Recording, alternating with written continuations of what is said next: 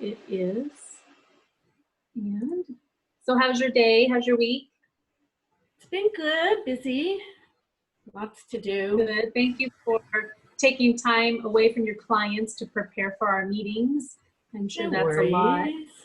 It's a little more than I bargained for initially, but actually it's nice because I'm actually refreshing some of the things I've known, but it's been a while. So it's twofold. Yeah. That's yeah, it'll be, I mean, look how much we're growing, right? Yeah. As professionals and webinar hosters. Exactly. How's your week been? I know you've been busy. Yes.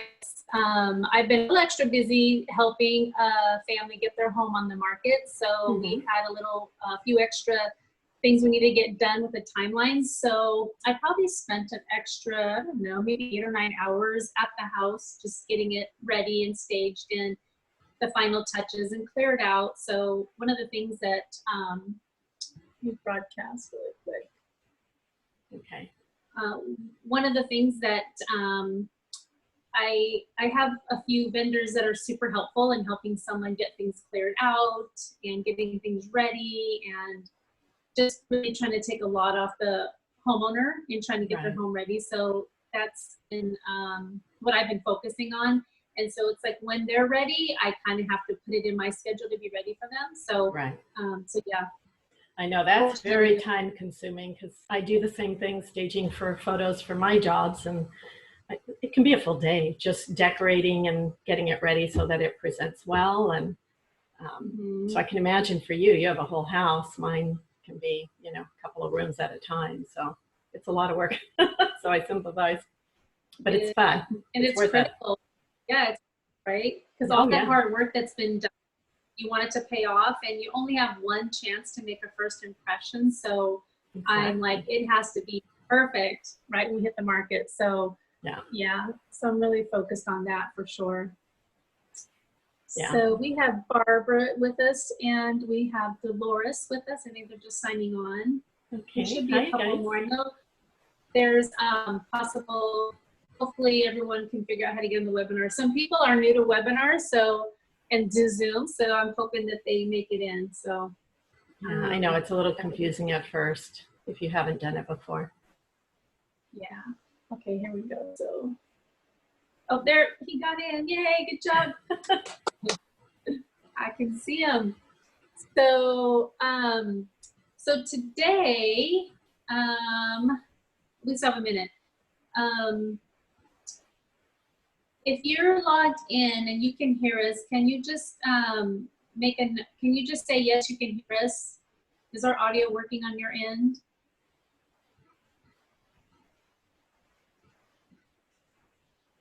Barb, can you hit chat and just say yes if you're on there? She might be able to hear us. We also, right now, we also have going on, we call it Bold Pivot with our company, and 4 times a year we can take it, and it just helps us to really get deep with our business. So that's happening actually at this moment too. They had to switch it from yesterday to today because on Thursday, May 14th, well not Thursday, but May 14th every year, our company has Red Day, and Red Day is when we give back to the community in some way that will, you know, contribute. So some people work at the food bank, some people build a house, some people will paint like a lady's house or something, or, you know, whoever needs a painting. It's just a way to give back and donate. So there's so many creative things. Like one of my buddies in Lake Elsinore yesterday did a dance and donate. So they dance and what? Donate. Oh, dance and donate? Yeah, so they would drive through the neighborhoods and people would come out and be ready to donate to them as they went through with music. And so that was super fun to watch. She sent me the video, and people are just out singing like crazy and happy to donate. So it happens all across the world with Keller Williams on that special day. So it's pretty amazing. That's so cool. Yeah, so they changed it from yesterday to today, which happens to be during our webinar. So luckily it's also live on Facebook. So I get to watch it after we're done and get involved back with my Bold Pivot program. Yeah. So we're excited. Oh, that's good. So, okay, great. So, so we could probably start to get started, although we're kind of started a little bit, but welcome to our second series of Your Home Redesigned with Monica Olson with Casafina Interior Designs. Hi, And everyone. she has a wealth of information. As you saw last week, I think we got more than we bargained for. You had shared so much about making home spaces, but also ergonomics and task lighting. And it was just a very, you got pretty good depth into the, the home workspace. So I really appreciate all that because we're all dealing with that now and still. And even when we go back to work, we still could use that special task lighting or the right ergonomics for our desks. So thank you for that last week. And I'm super excited for this week, painting and textures. And to give you well, I'll tell you at the end what we're going to do for next week because I don't think anybody knows yet what we're going to do. So just you and me. Right, so you have to stay till the end to hear it.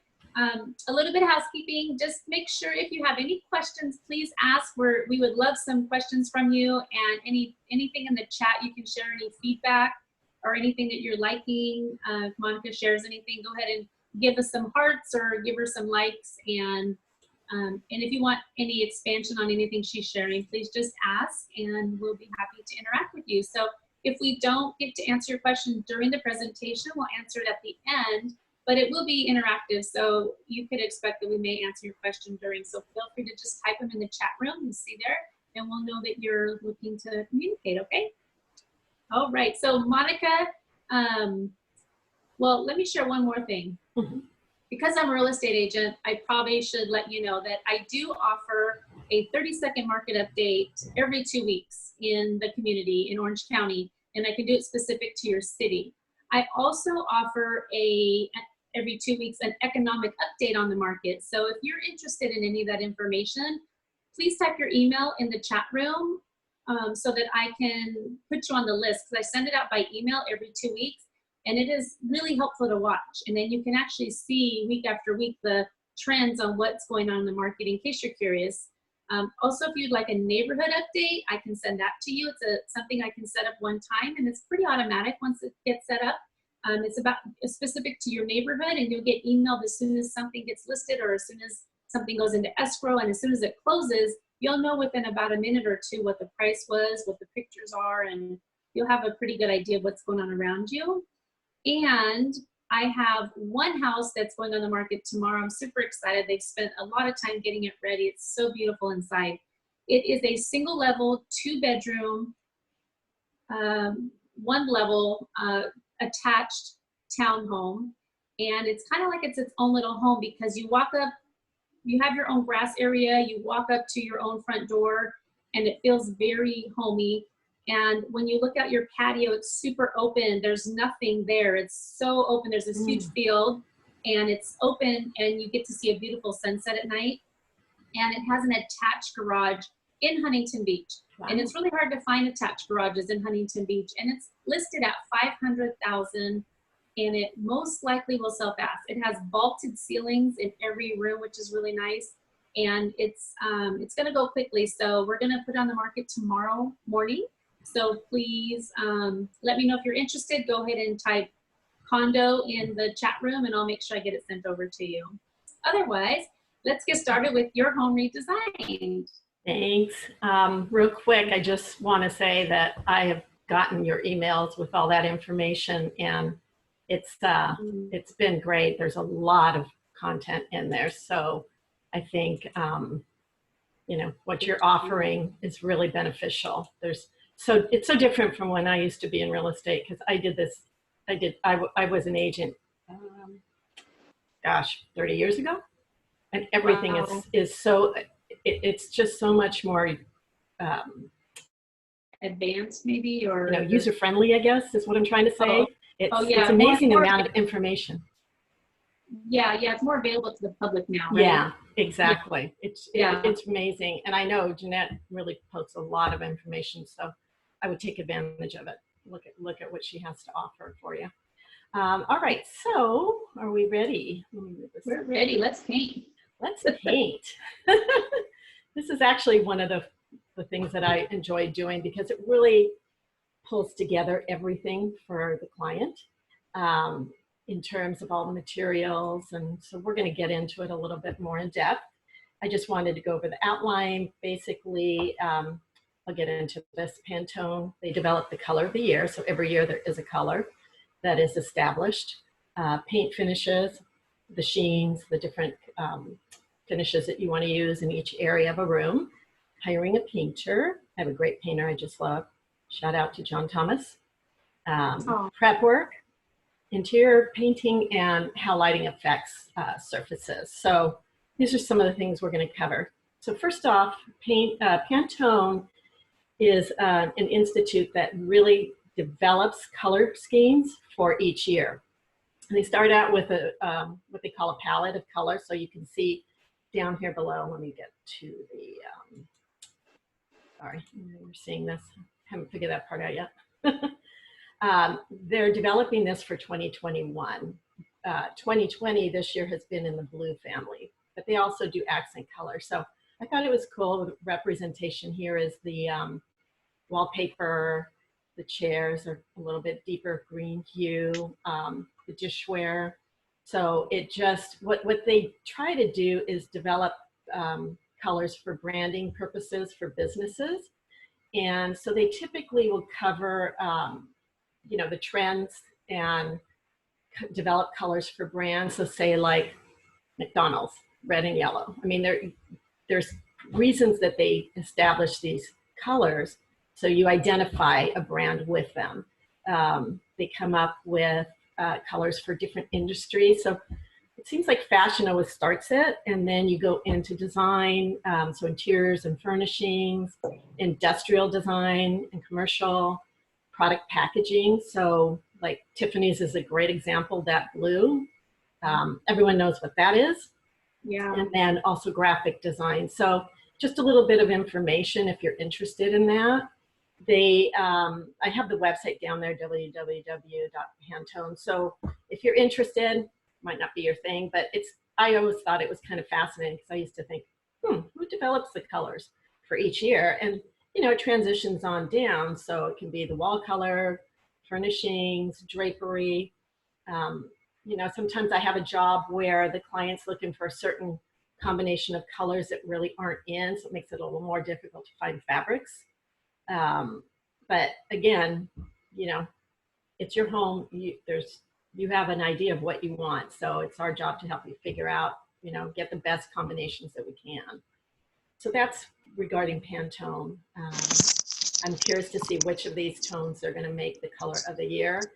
And actually, it's all the different paint companies will take one of those too. So I know like Dunn Edwards has a different one that's a Sherwin-Williams. So a lot more involved than just this brief period I'm putting towards it, but it's kind of fascinating, at least to me.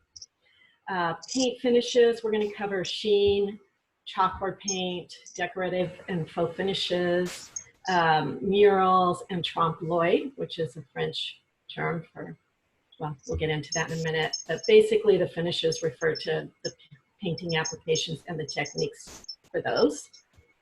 Wow, it's so pretty. Thank you. Oh, I was going to mention, this is really cool. Honestly, we're not doing as much faux finishing and like plastering as we did back in, say, the 90s and 2000.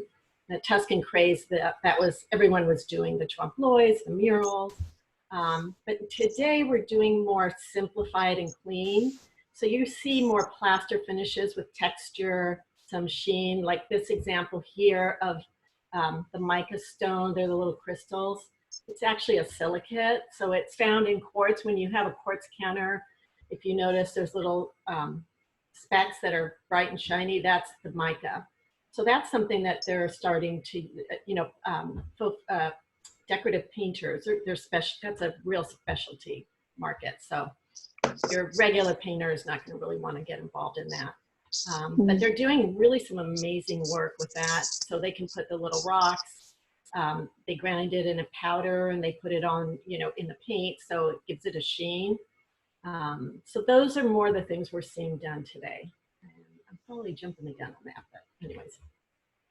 So paint sheen really refers to the amount of light that reflects off the surface and how that alters the surface appearance. So for example, flat, which is either it's kind of a dull tone because it doesn't reflect light, the color is absorbed. So those I typically only use in ceilings. It's very rare I use it for anything else. A lot of times you can use them in bedrooms, but I still want a little bit of a sheen because first of all, it's easier to clean up. And when you're wiping something down, say a kid is in the room and they start painting on the wall or, crayon, happens to everybody. You want to be able to wipe that up without taking away the paint. So I always recommend somewhere in the low sheen, which covers, low gloss, eggshell, satin, velvet. Each manufacturer is going to have a different name for it. So on the right side, if I recall, I think this was Sherwin-Williams, but eggshell is when you look at flat, the next level is eggshell, the next level is satin, semi-gloss, and then gloss. Those are kind of the tiers of lights, the light intensity on them. So again, low sheen, I use that in all the rooms, basically. You can use it in a kitchen, you can use it in bedrooms, in an office, in a mud room. It's the majority of the house I use that. Semi-gloss and glossy finishes, you typically want to use those on trim. So window casings, base crown, any like a what am I trying to say, wainscoting on the wall. So if you have the wood paneling and you want to make that shine a little bit, you use semi or gloss. It just depends on the intensity that you want on that. And also like for crown molding, you're painting it a shiny white. So on the ceiling, this is a designer trick, I typically mix about a quarter of the paint in white. So it has a bit of that family, that tone that is on the walls, but you want to also add a little bit to white so that you still have a variation in tone, but it makes the crown pop a little. So that's a little freebie info for you. I love that chart, Monica, because it's really helpful when you're giving this to a client. They can, right. I mean, how are you going to remember all this? So knowing where to put what is really helpful. Yeah. I love that chart. Yeah. And again, on this chart, there's a few areas that I honestly think I wouldn't use. Like, for example, the flat in the adult bedroom or formal sitting room. You can, but personally, I rather just have that, on the ceilings. Or if there's some kind of a specialty paint that requires that, you can do that too. But typically eggshell and satin are what I use more. Again, satin is one step further down. So it provides a little more protection on the paint, so it's easier to clean up. And I like semi-gloss and again, high gloss for doors, window trims, moldings, all that. So this is a good guide for you guys if you want to just take a screenshot and keep that for reference. Good information for you. Cool. So we're going to cover chalkboard paint next. This is a fun idea. I love this for kids' rooms. I've had clients do it in their kitchens, a little wall section to make notes. You could do it in a little nook. We were talking about that last week. If you have a workstation in the kitchen, you can paint the back of that with chalkboard paint, and then you have notes there. You can do a little calendar, you can do a to-do list. It's really, I think it's very effective and efficient for you. A couple of things that you want to note on that: it dries to a finish that resembles chalkboard, like you see in schools, but it's not as smooth. It's a little bit more of a rough texture. And then it's not as dark as the chalkboard. There's a little more of the grayish black. So, and then again, different manufacturers have different tones to it. So that's something you can look at. It cleans up with soap and water, but you may want to periodically touch it up. You can buy it at, Home Depot, any of the specialty stores, paint supply, like again, Dunn Edwards or one of those. And then it may be a little bit more expensive than paint. Monica, I actually painted my dining room table in chalkboard paint.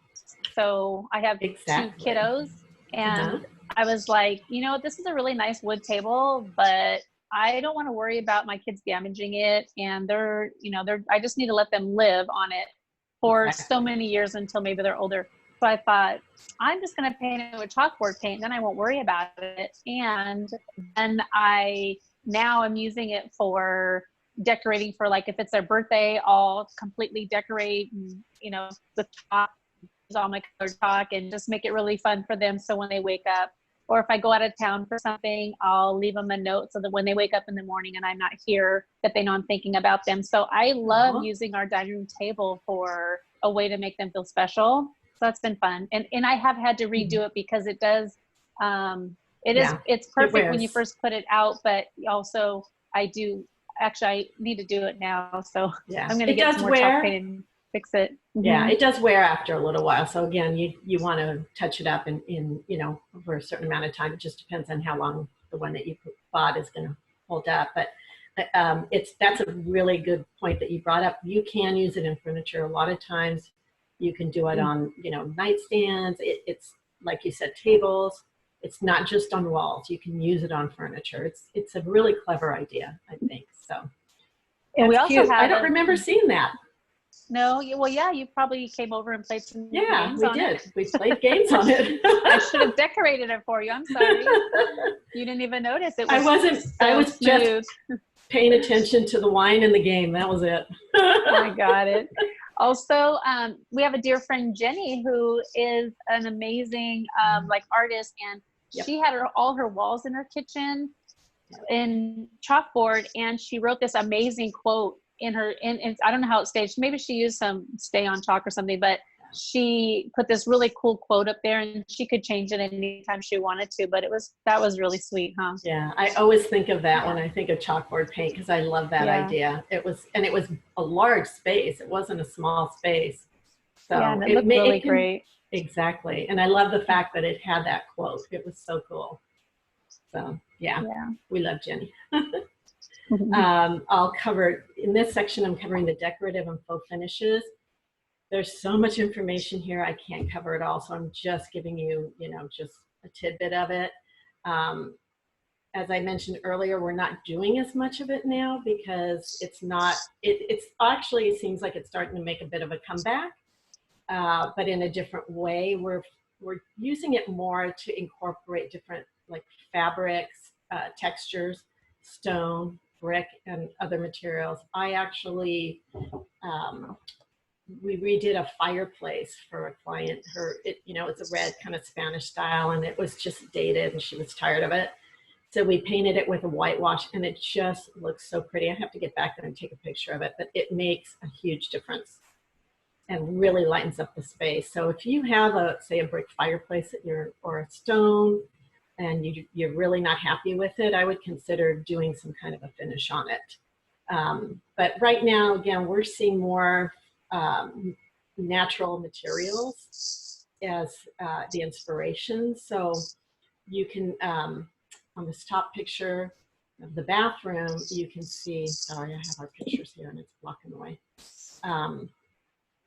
You can see the geodes. These are really popular right now, the agate stone, and so that's what was created with a faux finish in a Venetian plaster or a lime wash finish. So just depends on what your painter is more, you know, the effect you're trying to achieve with that. Nature inspired trees, barks, rocks, pebbles, bricks. Again, that's kind of a fun thing. The picture below has a picture of, the picture below has an imitative marble wall. So you can use, you know, again, natural materials to be inspired if you want to paint your wall something other than just a solid color. I've also done where you paint a wall, even just going back to just regular paints,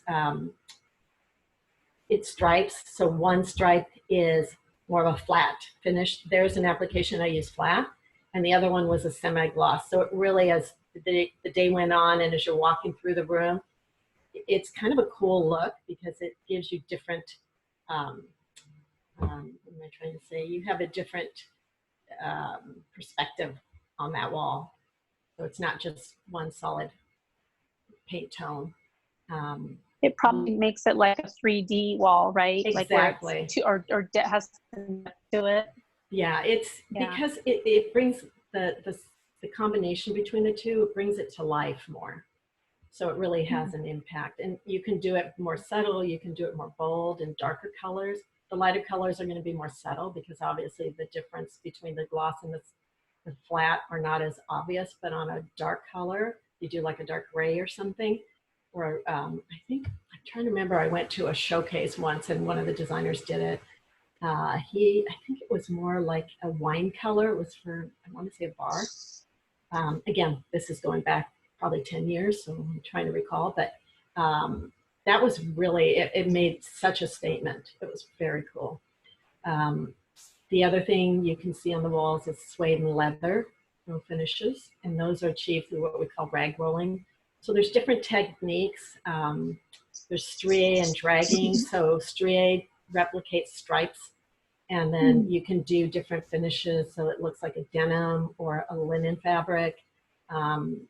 There's just a lot of different techniques you can use to create an effect with a material or something that you want to duplicate. And then color washing, sponging, stippling, and graining. Those we're really not doing as much of that anymore. That was real popular when back, maybe 15 years ago, 20 years ago now. But just some of the areas that you can do something a little different on the wall. One of the things that's really popular right now too is, or I should say it's becoming more and more popular, is wallpaper. I'm veering off a little bit, but in effect, if you don't want wallpaper, these are some other treatments you can use to change it up a little bit. Is wallpaper coming back? Oh yeah, I'm doing a lot of jobs with wallpaper. It is. Yeah. But there's some really gorgeous wallpapers. A lot of I'll kind of go through in here in the mural. It's very similar in terms of what topics you can cover in terms of what objects. So getting back to the mural, it basically is a piece of artwork that's painted on the wall, but you can also apply it to a canvas if you want to take it with you, if you're going to be there for a short time and you want to save it. You can apply it to canvas and apply that to the wall. So that's one way you can do it. It's been in use since, I would say, even before the 19th century. But subjects include landscaping, florals, animals. There's so many different things you can use. Graphics. So the different styles are abstract, classic, vintage. You can do something whimsical. Like, to me, this is a more whimsical type of application. And also photography. So there's any number of subject matter you can put on there. It's it's creative as you want to get it. It doesn't have to be the standards. A lot of what we're seeing right now too are the large floral prints. Even on wallpaper, like the cabbage roses, it's for impact. And a lot of times I'll just obviously do it on one wall, because if you do it too much, then you lose that effect. You just want that to make that space pop. So it would be like a bright color in the flower. Yeah. There's some really gorgeous wallpapers, and obviously you can do it as a mural with bold colors. You can go bold. You can go. There's some even that are just black and white. So you can do any number of colors in that. But it's really, it's very effective. It really creates like a design scheme in the room. So if you have a certain color that you love, you can base it off that, and then riff off the colors for the materials in the rest of the room. So it's kind of a way to decide what you want to do in that space, and then you take it from there in terms of what materials you're choosing. It's fun. I like to do murals. Trompe l'oeil, which means deceiving the eye, describes scenery. So for example, this one looks like it's, to me, it kind of reminds me of Versailles in France. And they created this faux picture of a scene, and they have, you know, the corbel up here in stone. So it's just, I think this is really pretty. I like the idea that you're out on your patio and you feel like you're out in the countryside in a villa or something.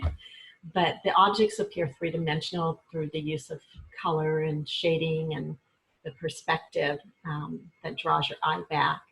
So as you can see here, everything is kind of gearing towards this point.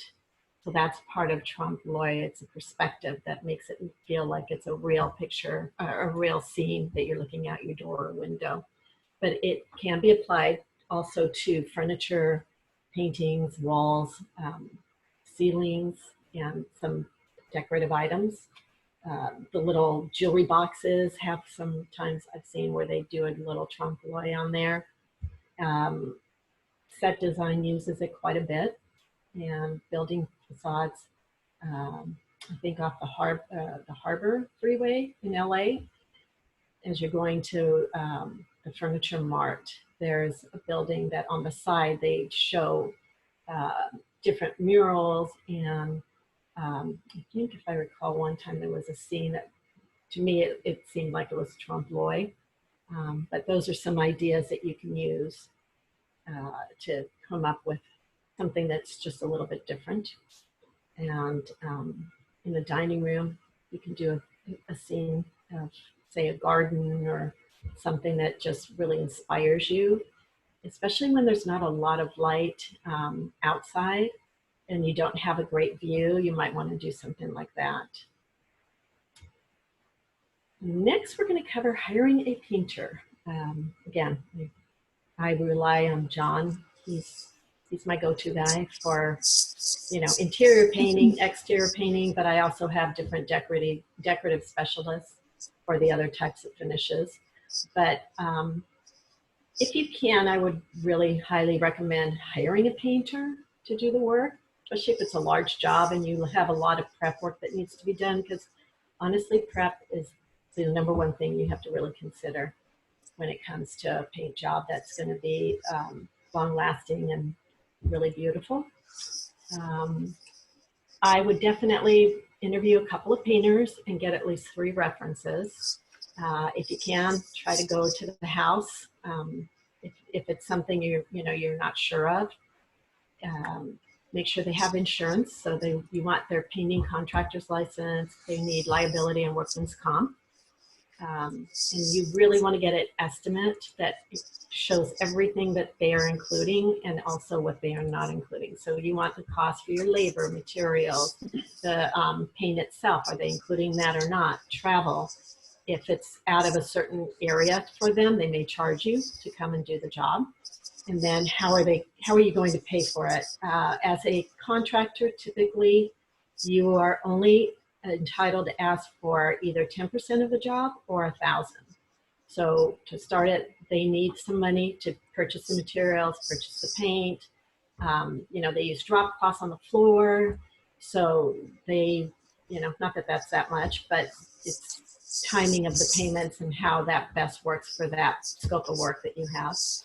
Clean up, ensure that they are keeping that area clean and that they pick up and clean at the end of each day.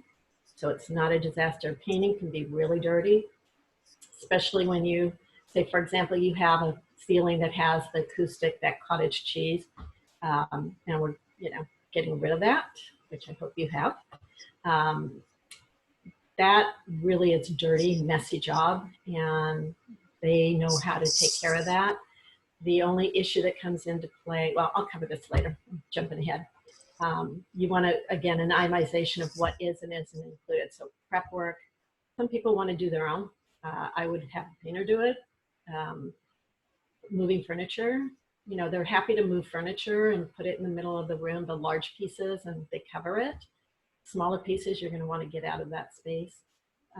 Paint manufacturer, who they're, what paint they're using and who's purchasing it, and then they deal with unexpected problems. So I definitely recommend having someone do it. But if you're a do-it-yourselfer, which a lot are, just keep in mind some of those things that, you know, even if you're doing it, you want to keep that in mind, clean up, and it just makes that project a lot easier. That's a really helpful list. You know, it's nice that you show us all this great painting and ideas and such. It's like, well, wait a second, like, what about hiring the painter? Like, that's so helpful to give them the how-to.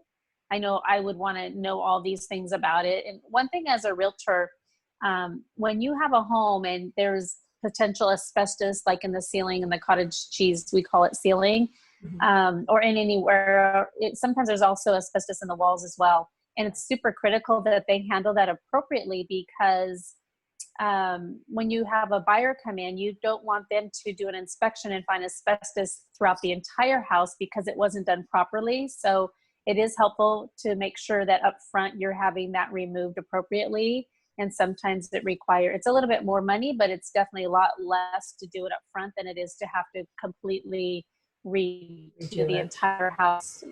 Yeah, with hazmat suits and such. So the one thing with that's very important. Yeah, the one thing with asbestos is it is a hazard, a health hazard. So there's lead in there, and that's really unhealthy for us, for our lungs. It, you know, it kills people. So to remove it, they call it abatement, so that they remove it according to California codes. And it's a process. It's not something easy or inexpensive. So just a heads up. But you do want to get rid of that. You don't want it, you know, to me, it's the equivalent of black mold. You don't want that in the house.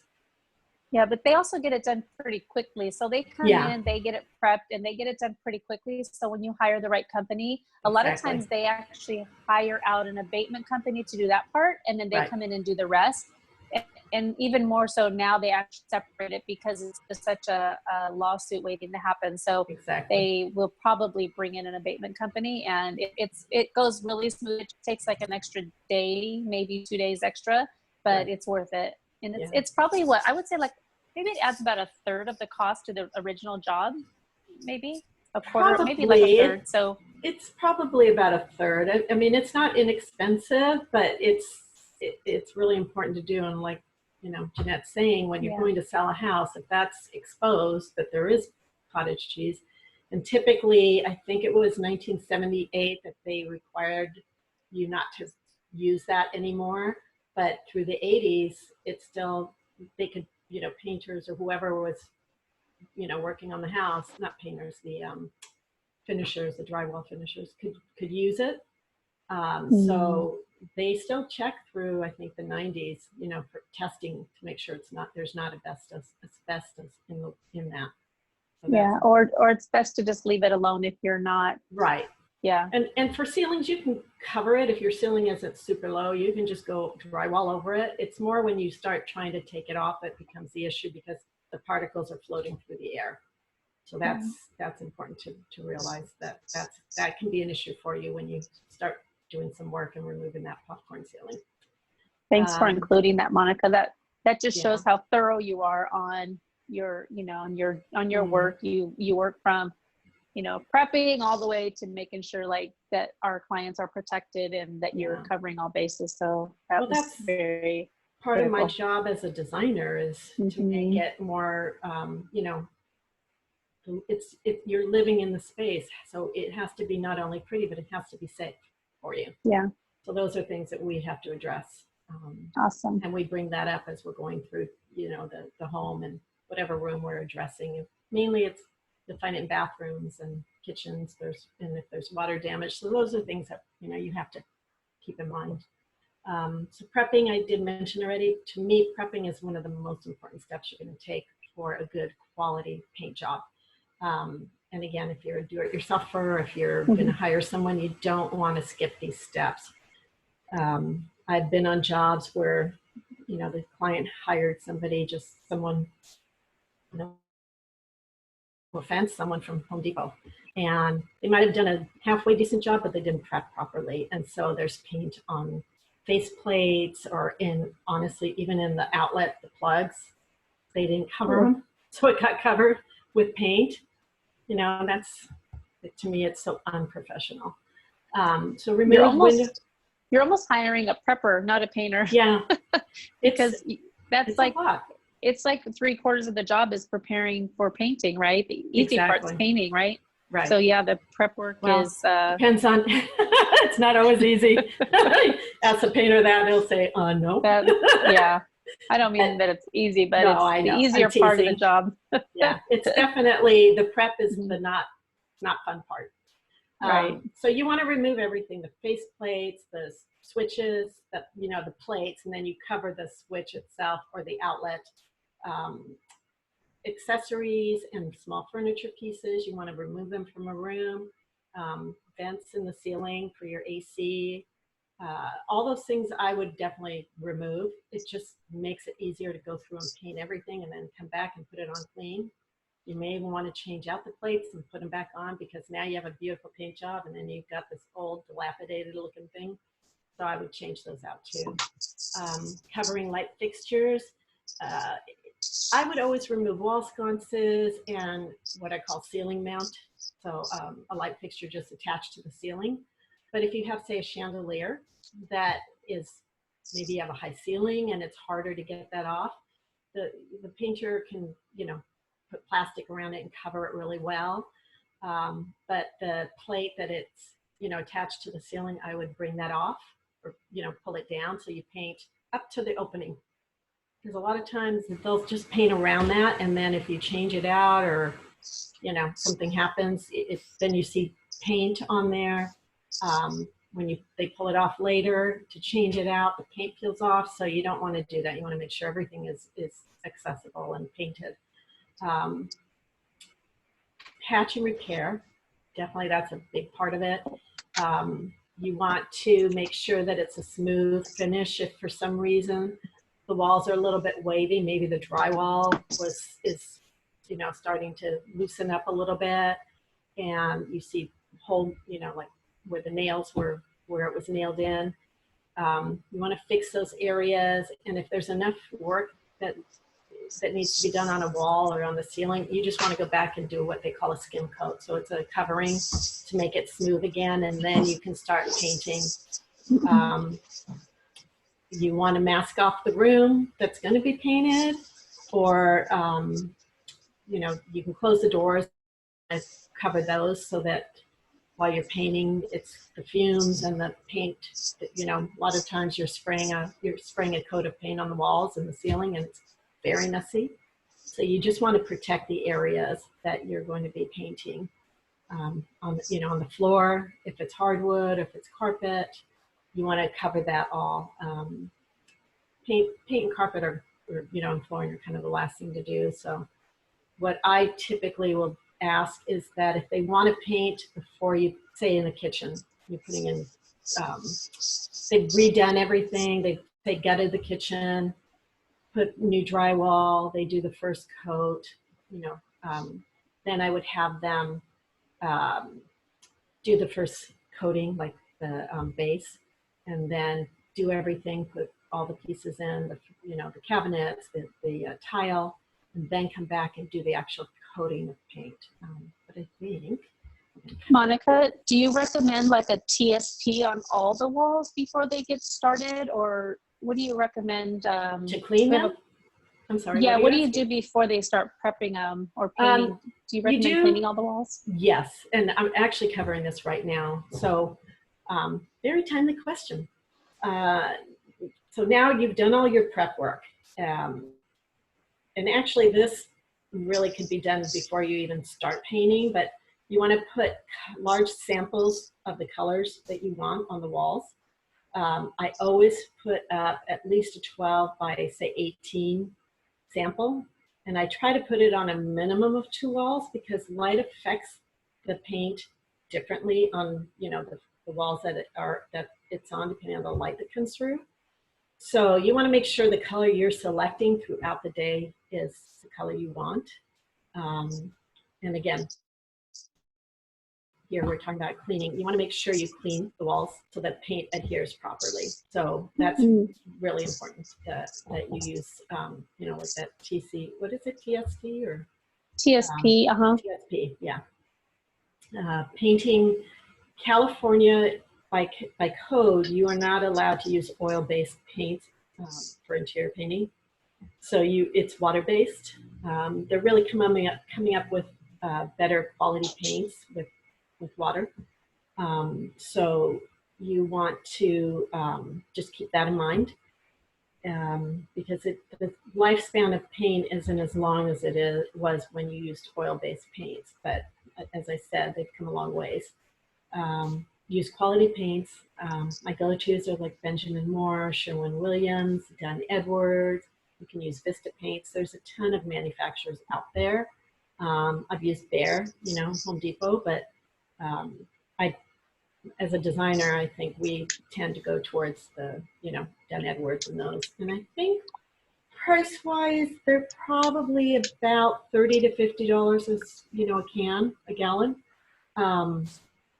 And some can be cheaper, some can be like 15 or less, but pricing has gone up. So it's not expensive. You can save if you get a 5-gallon, depending on the room you're painting. So just give you a little idea of what the costs are. I mentioned before, put paint samples up, and you want to use a quality paint. Apply a primer and then an undercoating, and then you can apply your layers of paint. So depending on the saturation, if you're going with warmer tones, it may require more than that first and second coat. Like the red, the orange, brown, the darker colors may take a few more, coatings so that you really get that saturation of color. And then the lighter, maybe less, the yellows, the greens, the blues, the whites, the neutrals, the violets. Those are cooler tones. They may not require as much, but it really depends on the actual color effect that you're going for. So obviously you may need a few more coatings. Touch-ups, you want to review, once it's painted and dry, go through and with a Post-it, just put areas that you see that may need to be touched up. And there's guaranteed, it doesn't matter how good a painter is, there are going to be areas because they're covering it's such a large canvas, and you go back and you do what you need to, but good painter is going to, he knows that's part of the job. He'll be back to fix it. And then just to clean up, mineral spirits are better in terms of the fumes that they give off. So I guess it depends on the painter what he wants to use. So, but if you're doing it yourself, I would use mineral spirits. Is there a question? I thought I saw something pop up. Yeah, there was one. That was one question. Let's see if there's another one. Oh, yep. Answered the question. Thanks. Okay. I'm trying to cover everything. Yes, ma'am. My dad taught me to use ESP when I was a kid. So, well, not when I was a kid. I'm sorry. When I first bought my house in my 20s, my dad would come over and help me do work, and I learned about TSP way back when I got to do that job. So, yeah, I've never forgot those 3 letters. Yeah, I know. I'm a little bit older than you, so I forget because it's been a while since I've painted my own house. I try to avoid it at all possible. But yeah, my dad was a do-it-yourselfer. Yeah. So yeah.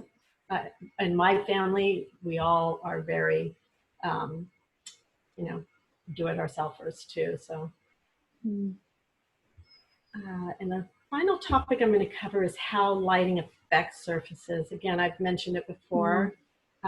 Light has a lot to do with how that color is going to appear on the walls and on the ceiling, on furniture. And sunlight is one of the big factors. As homes that face, say, north and east don't get as much sunlight. In the morning they do, in the evening they don't. So if you have a warmer toned wall, it's going to look darker as the day progresses, obviously. So in a north or east facing room, you might want to go with lighter tones, the whites, the creamy grays, just because they're going to give I use brighter, warmer tones on those. And then south and the west facing rooms, they get more sunlight, so you can go with more bold and warm tones too in that room. Geography in California, we have a lot of natural sunlight, but say up in Seattle where it's cloudy all the time, that really affects how the room's colors appear. So when it's foggy or cloudy, it's just, again, it's like a north or west or east facing room. It needs more bright tones to it. And then lighting change during the day as the sun is setting, it's going to affect how those colors appear. So that's why I always recommend to put up samples in, say, in a corner of a room, you know, on the wall where it gets a lot of light, so that you can really see how that changes and if you're happy with that. You're never going to have the exact same tone throughout the day, because that's not going to happen. But at least you can see, okay, if I, you know, I'm happy enough with it during the day, that's more important to me because that's what I'm seeing the most of, or, you know, vice versa. So you make your decisions based on that. And then again, with the materials on hand. So for example, this home that I did in Oceanside, I wish I put that before. I should have put that. I didn't think of it. The fireplace was changed out from a rock fireplace, real dark and dingy. And the house was very dark, so we changed it up and did the gray tones, and you can see the marble on the wall there for the fireplace. It's real light and airy, and all the colors are picked up from that, you know, from that piece of stone. So the flooring's picking up some, you know, the door casing picks up some of the lighter tones on the squares there, and the wall. So you want to try to incorporate all the material so it's a seamless look to it. Even the accessories, I try to kind of combine. So what about using mirrors in the room? Do you like using mirrors for more light? Yeah. If there's a dark, you know, for sure, if there's a darker room, it helps bounce light off. But if you're facing, you know, if your room doesn't have a lot of natural sunlight, putting a mirror is going to help a little bit. Not going to be a tremendous amount of light that comes in, just because it's not being reflected in that space. So again, when I was saying, you know, the location of the room, that has a lot to do with how that light, how bright and light that room is going to appear. Can I answer your question? Yes. I just wonder, are there ways that you use mirror? I know it's a little off topic, but maybe it's a texture. Is there a like when you use a mirror on a wall, what are the purposes of it other than maybe trying to add some more light to it? Well, is it to make a room feel decorative? You might want to bounce off something in another, like outside. So if you have a really pretty, you know, garden or trees, and you want to make that reflect through the room, then you can, you know, obviously put a mirror there. I like them for decorative effect too. I have a really big mirror in my living room that it's got some wrought iron on it, and I like the look. It doesn't necessarily reflect anything. It adds a little bit of light, but not a ton. Mm-hmm. So it really is more personal preference, I would say. Okay. But I always have at least one mirror somewhere. Okay. I have a question. It's how do you choose the accent wall? How do you choose the accent? Okay, it really kind of depends. There's not one way to do it. If you have a beautiful view and you want to make that pop, you can do an accent wall there. If you have a long wall that is, you know, you're thinking, what the heck am I going to do with this? It's just paint and, you know, maybe a couple of pictures. You might want to make that an accent wall to pop. So, I mean, you can I typically do one accent wall. I've done opposing walls. I've done adjacent walls. Just depends on the room, the shape of it. Depends on what your ultimate goal is. So, you know, if you have something that you really want to make it pop, that's where I would put the accent wall. Okay. Would you want to put an accent wall where the room is darker, or would you not want to put an accent wall where the room is darker? Because usually the accent wall is darker, right? Right. Or not necessarily. Yeah. Typically you make it darker. I mean, you could do the reverse and make a room darker and have an accent wall lighter, but that's not, I haven't seen too many. It's typically the reverse. I would say you You can do it, and I have. I just finished a job for a client. I stopped sharing. Nah, I can't find the picture right off the bat. I'm waiting to get some formal, some professional photography too, because it doesn't, I took pictures, it doesn't do it justice. But I had a client that the bedroom was very neutral, everything neutral tones, the browns and beiges, and she wanted to get rid of that. So we, again, gray is it's in right now, so we did gray, white, and black. And on the wall where her bed is, that's the accent wall. And the ceiling, from it, when you're looking at the bed on the left, the ceiling slopes up. I'm sorry, on the right, the ceiling slopes up to the left. We were thinking, okay, what can we do with this wall? So we created a tall, like, wainscot with wood, and we painted, so it was wood, you know, a diamond pattern.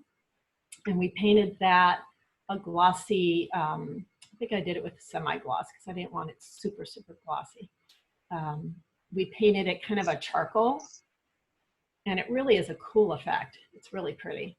And that was, again, with just, you know, we created the wood diamond pattern just with material, and then we painted it in the gray tones. So that was our accent wall. And then I did a trim at the top so it stayed at that 8-foot ceiling height from the wall on the side where there were sliders, and then just the rest of the walls and that portion above was painted kind of a light gray, almost similar to the tone on this wall. Nice. And Monica, would you say that the accent wall makes the room feel bigger? It can, but it can also make it look smaller if it's real dark. So it just depends on the space. That was another question from our lovely group. Okay, hope that answered it. I know it's you can't really give one answer because it doesn't apply. It can make it feel larger, and a lot of times it does, depending also on the color itself, but it can make a room feel more warm and cozy if that's the look you're going for. So it really depends on what scheme you're trying to accomplish, and that's when you take it to that level. Well, that makes a lot of sense. Okay, and then this final slide is also just covering, I think I mentioned it before, the exterior views, how the light affects them, and it can change the tone of the paint. So again, this is a very neutral, I love this room. This was actually my grandson's room. They moved, boo, boo. But it's just very whimsical. I think it's so cute. And the dresser was painted just kind of like it was I think it is a chalkboard. I didn't do it, Ellie did it, but it just, you know, we're bringing all the tones in together so that the room is all, you know, it's cohesive. It has a nice feeling to it. It's serene. And again, there's a lot of natural light in this room, so we kept it light. We contrasted again you know, the walls from the crown, from the ceiling. The ceiling's a little bit lighter. And again, on the surfaces, paint looks different. So on a vertical surface, it's going to be lighter because the light bounces off it. On a horizontal, on the, you know, the ceiling itself, it's going to appear darker because it's shadowed more. So keep that in mind too. It does affect the paint's finish. And to reiterate, gloss reflects light so that it's a brighter look, and then flat paint absorbs it, so it's duller. And final thing, just definitely put up samples. I typically, when I'm working with a client, I will pick out at least 2 to 3 colors that I think are going to work and that they like, and then we put those on the wall, and again, 2 or 3 spots, so that they really have an idea of what color they're going to like the best with the furnishings, with the finishes. You know, in a bedroom like this one, you've got a lot of grays in there. You've got the tree that pops. So you want to make sure the different elements are going to, you know, go together and make that space feel really pretty. So that's about it.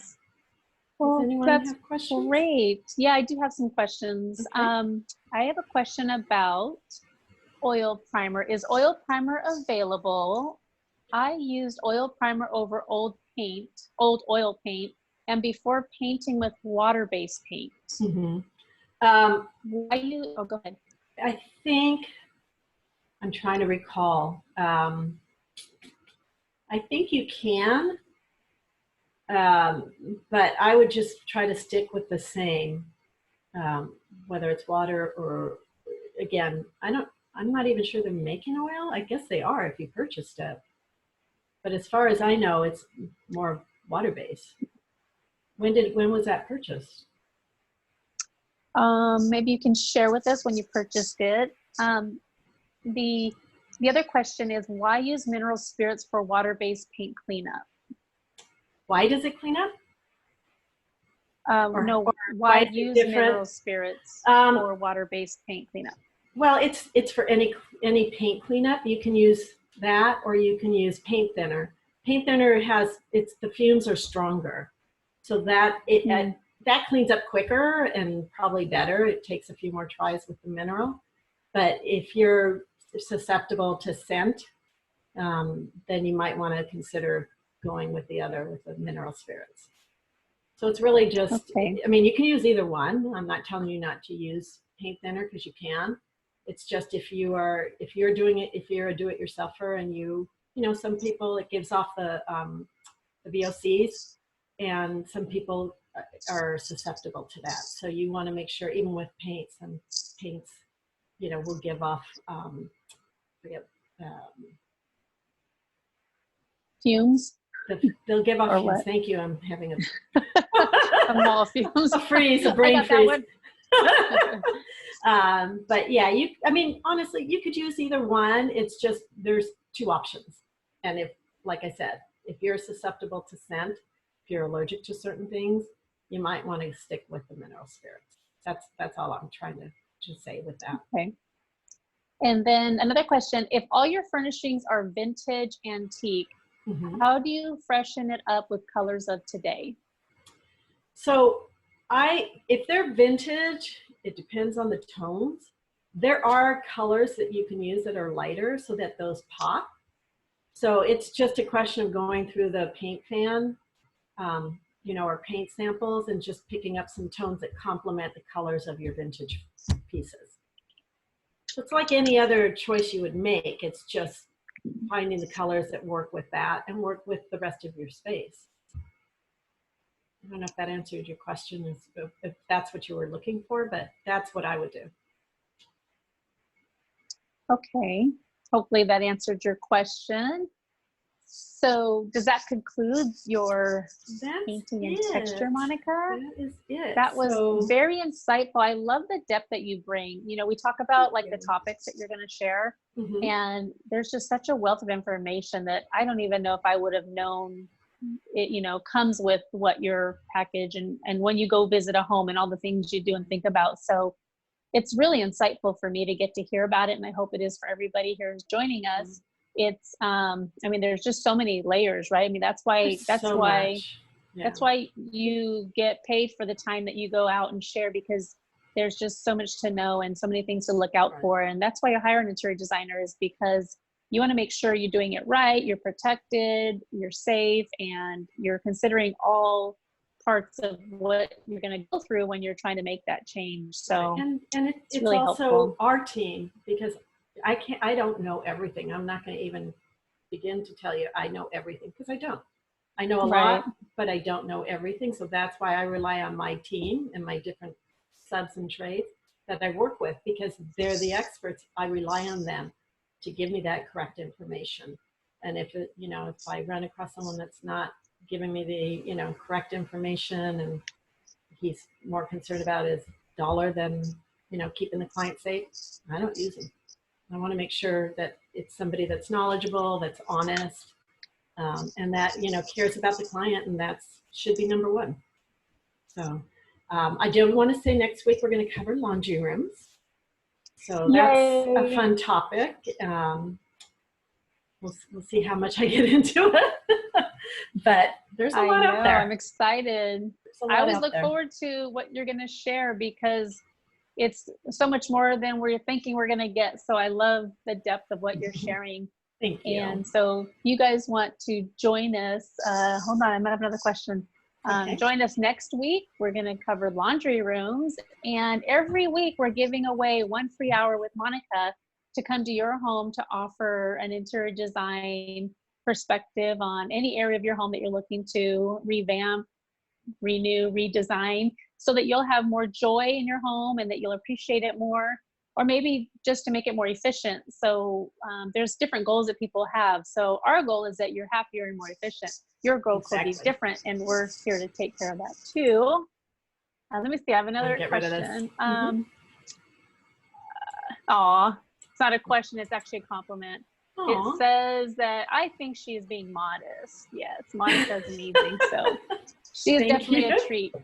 If you have any other questions, you can reach out if you'd like to type in the chat room, Monica. If you would like a 1 hour consultation with her, you can type in Monica. She'll reach out to you tomorrow.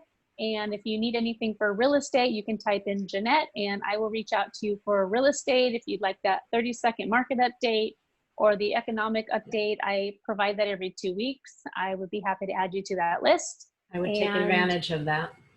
Yeah, so we're just trying to be resourceful and helpful to everybody out there. We're all dealing with this pandemic together, and we just want to be a contributor to helping. So if there's any way we can help you, please reach out. We have resources, we have vendors, we have people that we rely on to help people like you. So let us know. We have a wealth of information, and we're always happy to help. Yes, we are. And how are we going to notify the next person that wins the 1 hour? We're going to go live in about 10 minutes, and we're going to have a winner. So look for that shortly. Last week, Pauline was our winner. She gets 1 hour of free consultation, which is taking place next week. So Pauline, congratulations for that and for joining us again today. And we'll let you know who wins next week. We'll look forward to seeing you next week. So sign up, and if there's anyone you think might be interested in some of this information, please send them the link and they can sign up, and if it's something that you think they might be interested in. Yes, we'll be sending out another link next week. It's the same link actually, so we'll be sending it out again next week to remind you. And if you did register for this webinar, you'll actually be registered for the remaining series. So we have 4 more weeks after today. So we look forward to seeing you next Friday. Have a great weekend, everybody. Have a great weekend. Yeah, stay well, stay healthy.